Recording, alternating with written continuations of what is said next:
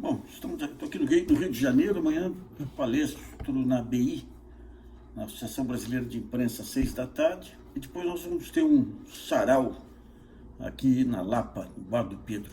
Eu vou deixar os dados aí, as dicas lá no GGN. Mas hoje foi um dia interessante. Vamos pegar alguns pontos. Eu coloquei um xadrez aí sobre a maneira como a gente monta cenários aí. Muita gente acha que cenário, você monta um cenário em cima de algumas variáveis aí, você não tem certeza de nada e chuta. É assim. Quer dizer, o ponto central dos cenários é você pegar a maior parte dos elementos que interferem no cenário e organizar. Então você organiza todas as partes de tal maneira que permite ao leitor, ao crítico e tudo, ver, discutir cada parte, questionar ou concordar, e questionar ou concordar com o todo também. Então é uma forma de organizar a discussão.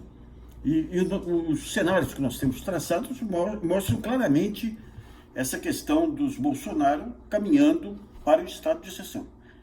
Esse é um ponto relevante, porque você tem alguns analistas políticos. Aliás, a propósito, se quiser ler uma boa análise política, você tem o Marcos Nobre, que é um craque do SEBRAP, o Limonge também, que é um cara muito bom. Porque o cenário político, você tem que levar em conta um conjunto muito grande de fatores. Você tem alguns analistas que analisam exclusivamente a questão do Congresso, a composição da Câmara e do Congresso, como se fosse o elemento central. E você tem outros aspectos, você tem aspectos ligados à opinião pública, que movimentos em uma direção ou noutra, que vão se refletir nas futuras eleições e que antecipadamente já provocam movimentos defensivos da parte dos parlamentares. Por exemplo, se eu sou um parlamentar lá do interior de Minas, aí, se eu acho que o Bolsonaro vai manter a popularidade, e eu fui eleito com o discurso do Bolsonaro, eu vou me manter fiel a ele, porque ele vai me garantir lá na frente uma afinidade com o meu eleitor. Se eu acho que ele vai perder popularidade, então eu vou começando a me afastar gradativamente. Então isso aí é um dos aspectos. Um outro aspecto relevante é a questão da sensação de bem-estar, que não é bem a economia. A economia é um dos fatores que leva a isso, mas você tem outros fatores aí. Por exemplo, se você faz um discurso... Vamos pegar a Dilma. A Dilma ela começou a cair muito antes da crise efetivamente se manifestar. Você já tinha um discurso da mídia aí, diuturno, aí, de jogar para baixo a autoestima. Eu lembro uma vez que eu fui visitar uma tia na Vila Maria, muito religiosa. Eu falei, meu sobrinho, eu vou todo dia na igreja rezar para livrar o Brasil dessa praga aí. Como é que chama? O PT. Daí ele vira para mim, mas qual que é o partido mesmo da nossa sobrinha lá? Eu falo, PT. Não, então é o outro partido. Você vai criando esse clima, a comunicação de massa serve para isso também. Então o conceito de bem-estar é muito, muito relativo. Você pode estar numa situação razoável na economia, mas a sua expectativa de melhoria para.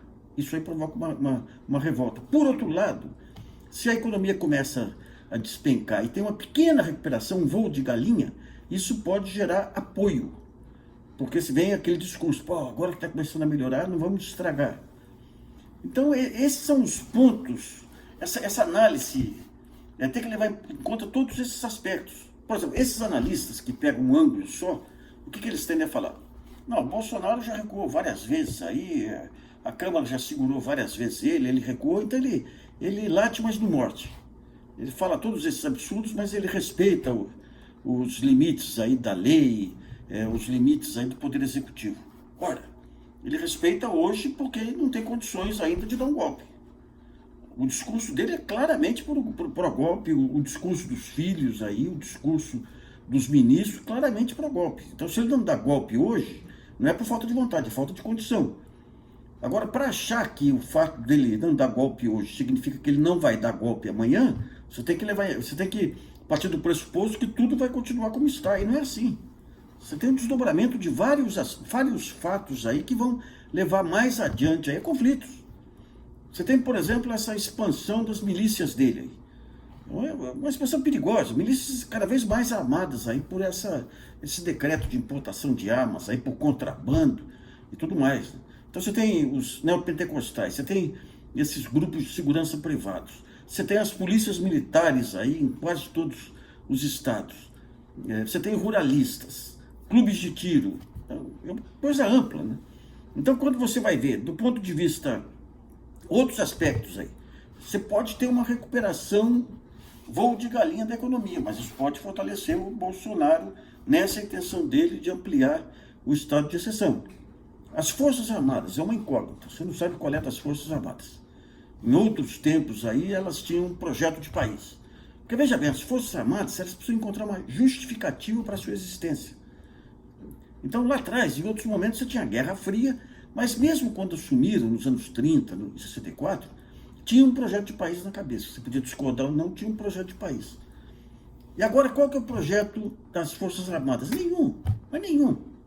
Você não sabe qual é deles.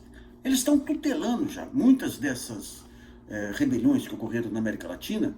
As Forças Armadas, essa invasão que teve aí da embaixada venezuelana, você tinha conselheiros militares brasileiros por trás disso também. Obviamente não estimulando as manifestações, mas defendendo o lado militarizado, digamos, de cada país.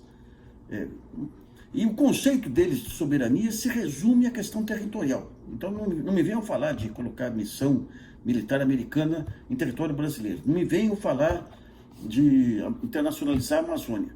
Mas em relação a outros pontos centrais de projeto de país e segurança nacional, eles não fazem nada. Você pega esse negócio da Eletrobras, a Eletrobras ela é central para um insumo que é fundamental para a segurança do país, a segurança energética. Então, vão vender na bacia das almas, aí vão desorganizar o mercado de energia, o custo de energia, e não falam nada. A questão da Embraer é um caso clássico também, não falam nada. Então, digamos, aparentemente eles começam a gostar desse papel da tutela, de tutelar, não quero se identificar muito com o Bolsonaro, mas de tutelar o país. Então, se você for traçar um cenário, é o seguinte: se as Forças Armadas estão com o Bolsonaro, ele está blindado. Se não estão, então como é que você joga com essa variável? Então você tem que colocar a variável e tentar estimar. Tem muito pouco conhecimento hoje sobre Forças Armadas. Né? Em relação a outros poderes, Supremo. Hoje nós tivemos algumas medidas de afirmação interessantes. Né? Um artigo corajoso do Ricardo Lewandowski, do ministro Ricardo Lewandowski, na Folha, cenando com o impeachment se houver abuso nessas garantias de lei e ordem aí que o Bolsonaro está querendo utilizar para reprimir manifestação popular e para fazer intervenção em estados também. Então você tem essa manifestação. O Conselho Nacional do Ministério Público hoje, por 8 ou 9-3, apresentou aí uma moção de censura ao Deltan Dallagnol, que é um outro ponto relevante também. Então você começa a ter em alguns momentos alguns lampejos assim de dependência para tentar segurar a peteca, mas o ponto central, repetimos, ainda é a questão do envolvimento dos filhos do presidente com o caso de Marielle, o caso de Rachadinha e tudo, ali que nós vamos mostrar até que ponto que essa linha de resistência contra o Bolsonaro vai se manifestar. Porque o Bolsonaro, você viu, Paulo Guedes defendendo o AI-5, o filho já tinha defendido o AI-5, em todos os momentos as manifestações de filho e do Bolsonaro é que a democracia atrapalha para tomar decisões. Você tem o papel aí desses aloprados aí, ministro da Educação, das Relações Exteriores. Né? Então é um jogo interessante que vem pela frente aí. Uma última notícia: hoje a Procuradoria-Geral da República acatou uma representação que eu fiz contra o governador Wilson Witzel. Depois eu tive a informação pelo Conjur que o STJ acatou também, porque tem uma questão de foro, em relação à minha acusação dos métodos do Wilson Witzel serem genocidas. Ele inventou uma denúncia para a Polícia Civil do Rio, sem nenhum fundamento a denúncia. Se quisesse denunciar, tinha que ser para a Justiça, visando exclusivamente intimidar. E aparentemente essas divisões que tem aí no bloco vencedor fizeram com que essa minha ação possa caminhar aí para frente. Bom, amanhã, se você estiver no Rio aqui, acompanhe o seminário na BI, a partir das 6 horas, e depois o nosso sarau. Eu vou ficando por aqui. Uma boa noite.